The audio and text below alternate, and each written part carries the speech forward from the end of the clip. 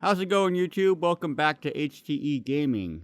First and foremost, I want to wish a happy birthday to Quake. 20 years. Woohoo! Wow, it's been a long time, and time sure does fly by fast, I'll tell you that.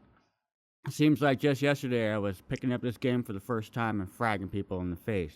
With that said, I want to address the elephant in the room that's been going around lately online and on Reddit and so forth. Quake turning into this MOBA-esque type of game and what that means for Quake and what that means for all of us veteran players. So in an interview with Mr. Beans, they talked about how Quake is not becoming a MOBA per se. It's merely taking characteristics of a MOBA and utilizing that to make Quake something better than it currently is. Now, the way I see this, it can work if it's implemented properly. If they don't change the core characteristics of Quake, I think it could possibly work to the benefit of Quake. If the skills are not too overpowered and well balanced, I feel like the game really won't change all that drastically. Only concern I have is when trying to theory craft and think about this in use is, say, you're playing CTF and your core ability is teleport and you're a flag runner. And you're running the flag, you're strafing, you're almost in the clear, they've got you in low health, and what's your only option? You teleport and basically you blink and you're gone. That had to be one of the most frustrating things ever playing CTF back in the day, with somebody with a bad connection or purposely caused lag to be able to blink across the screen when flag running. So I think if it's balanced, or there's a way to play custom rule sets where you won't be able to use those skills in game, it should be okay. Now let's talk about the things that we really don't know. Will we be able to implement the classic rule sets from previous games? I think that'll be a major selling point to a lot of veteran players and even new players. I mean, the ability to customize your game the way you want to play with your rule sets is very, very, very vital to a game and its longevity. With that said, also, will we be able to mod the game like we have been able to, like in Quake 3 and Quake 1 and Quake 2? That also has to play to the longevity of the game. I'm sure a lot of you can understand that playing the same thing over and over and over gets kind of boring. But with the ability to mod the game and, say, add new visuals or add new mechanics or add new own custom-built game types would really benefit the game in the long run. Will we be able to mod the game? We're not quite sure yet. Nothing's really been said. Which brings me to my next point. Will we be able to host our own servers? I could think back playing Quake 3, one of the greatest times ever was owning my own server, which I rented. And the ability to have those server admin privileges, to customize the server the way I wanted, the ability to track players entering and leaving my server, to know who they were they known cheaters, what aliases they went by, things like that, was really, really beneficial to somebody who wanted not only to have better ping, but to have control over the game that they played mostly.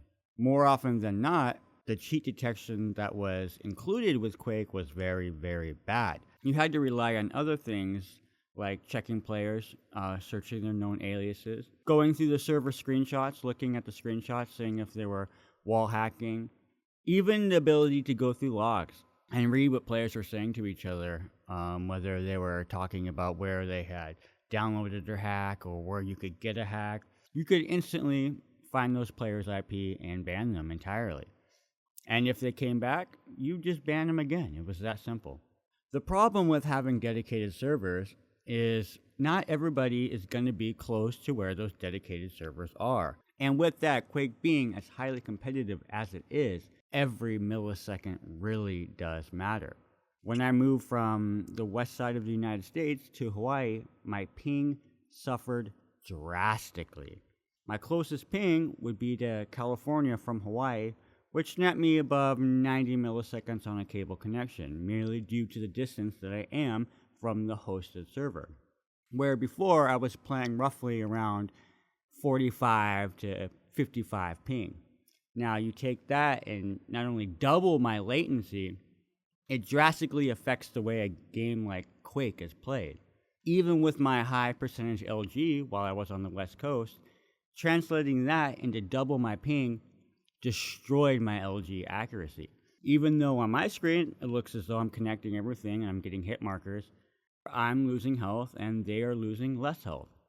Losing matches to people who you feel and have known from previous plays are not as up to par as you believe that you are is very, very frustrating, especially when you know it's due to lag.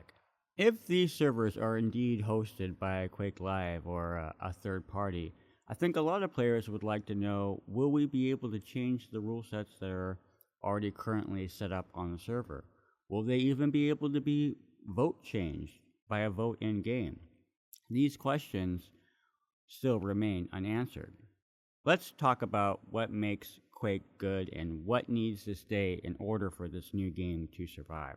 Above and beyond, I feel the biggest thing that Quake can do is listen to its community.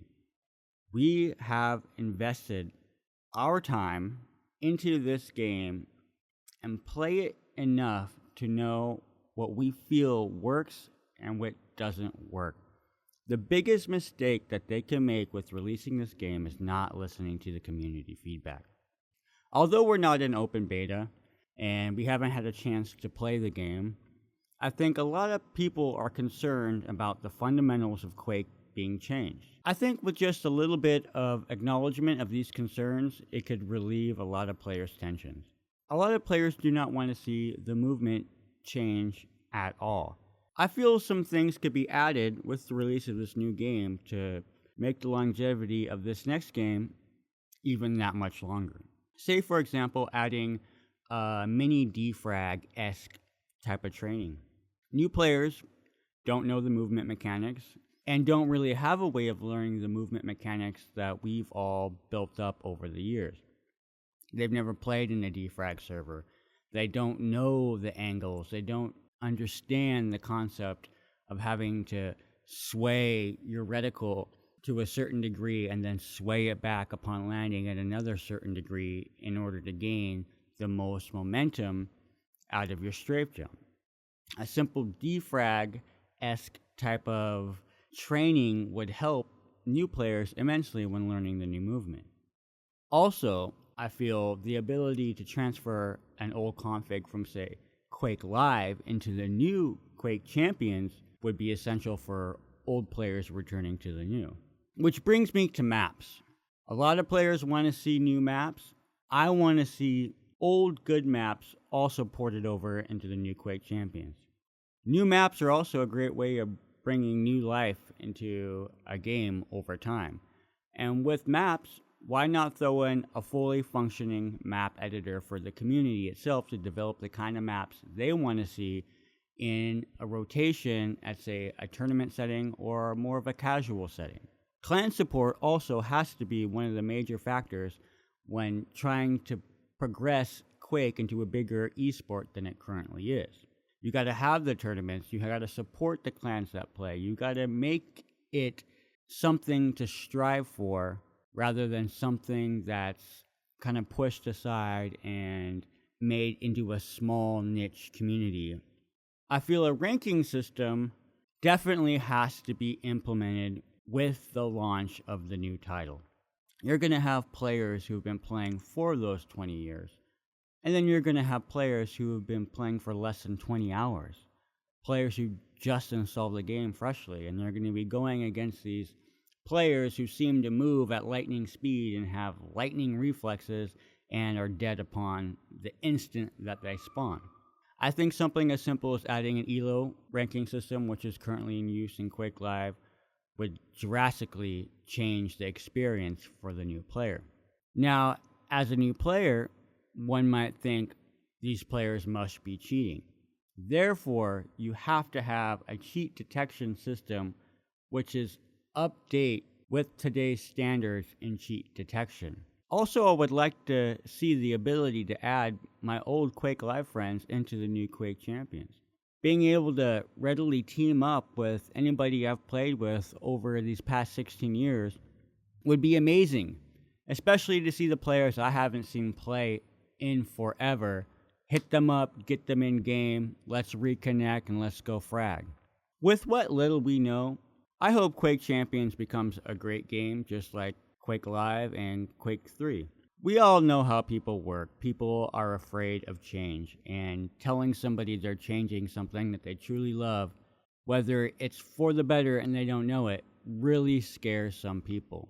So instead, maybe Quake could slowly introduce these things and show them that these changes aren't necessarily as drastic as they might look on paper. So like a lot of you guys, I'll be waiting here patiently, hoping for Quake Champions. Any news that comes out, please feel free to link me in, either in the comments or direct message me. If you enjoyed this analysis, please feel free to consider liking and subscribing to this channel.